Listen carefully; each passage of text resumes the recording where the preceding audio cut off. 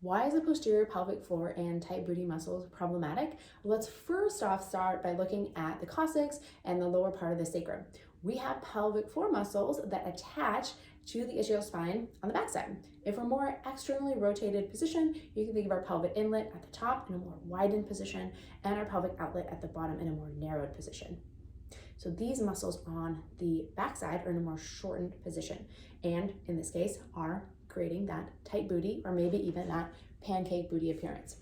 During strength training or breathing, we can bias positions to open up the pelvic outlet to create some length through these tissues. So that is why we might bias more of like a mid-range squat or experiment with that 90-90 position on the wall.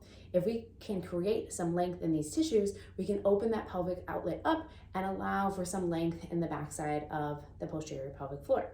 And oftentimes we see this with what we would call like a sway back posture. So someone who is kind of more forward in terms of foot pressure and kind of push forward, maybe even a drop chest, and the booty is squeezing from the backside.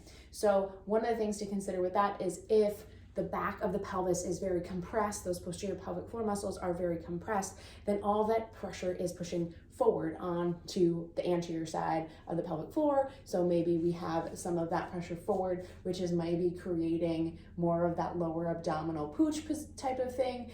We just overall have a lot of pressure pushing forward. That also relates to possibly some leaking in some capacity. So we want to allow for this posterior pelvic floor and the booty to really open up so we can kind of redistribute pressure a little bit differently and create some length in the tissues on the backside.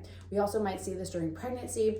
During pregnancy, there's obviously a lot going on from here to here, and there's a lot of pressure that needs to be redistributed. So the pelvis is going to kind of open up in a little bit more of an externally rotated position to allow for some of that pressure to flow down, right? So if we have all this pressure built up in the abdomen and the thoracic region overall, then that pelvis is going to widen to accept that pressure, which then creates that external rotation at top, so that pelvic inlet, and then that pelvic outlet, that kind of bottom part a little bit more narrowed. So biasing certain positions that allow us to kind of open up and breathe into the backside of the posterior pelvic floor, kind of redistribute some of that pressure and create length on the fibers on the backside.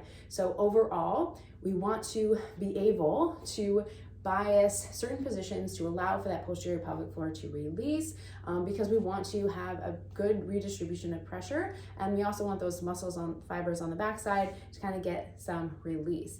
Ultimately, this is going to translate to your hinges and other positions as well, because if we really tight and push forward on the backside, that pressure is pushing forward on the anterior pelvic floor into the lower abdominal region. So we want to be able to lengthen to be able to allow some release on the backside. And a lot of these positions kind of allow us to find this pelvis movement so we can breathe and keep a more nutated position so we can open up these guys on the backside and allow for some breathing back there. So one of my favorites is a 90-90 position where you kind of roll up a towel, place it right through here, and kind of bias a little bit more nutation so that you can allow for this opening to happen. So I'll link that other video below, but overall, a tight posterior pelvic floor is problematic, not only because it's not going to feel great to have a tight ass, but it's also going to be really important for redistributing pressure and making those hinges and other exercises just feel better overall.